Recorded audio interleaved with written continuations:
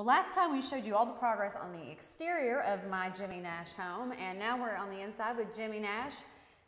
Lots going on. The sanders were in here a minute ago. They're getting the floors prepped. Kind of walk me through what's going to happen with that, because they were in here. I don't even know what all they were doing. Yeah. So they're going to sand the floors and they're going to stain it. Put 2 coats of polyurethane on there. We'll do the 3rd coat right before you move in.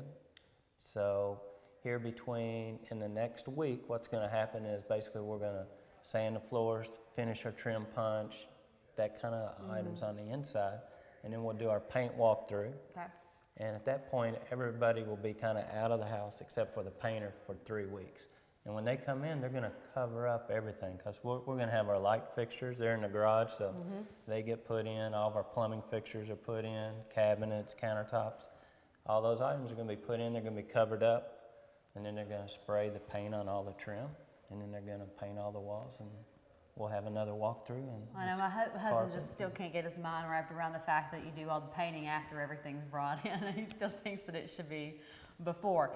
You know, the stairs weren't finished before, so we've got all the railing system up, and I'm just kind of curious. I've got 3 different types of wood coloring going on here. None of these are finished, right? So you've got this, that, and of course the floor. So kind of walk me through just out of curiosity. For the flooring's usually a white oak, and then stair parts are usually a red oak, because they're it's more the heart of the wood. So they're going to have all the parts and pieces there.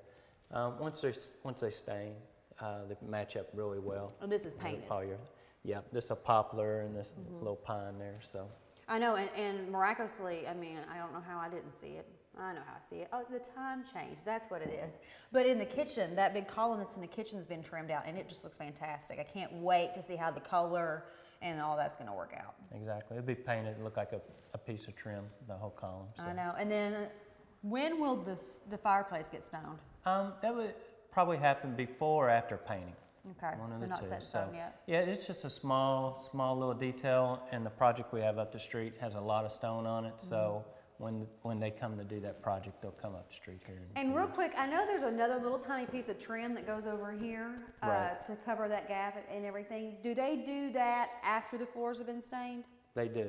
Okay. They do. So what that's going to do is allow us to get the stain on the wood floors and actually sand a little bit closer to the edge. And we actually had the opportunity to actually talk to the guy who did all the floors and everything. He says you actually need a little bit of gap. Of course, that's covered by your trim and everything, but because the floor itself actually expands and contracts a little bit. Yep, it's going to move just like any type of wood is. All right, well.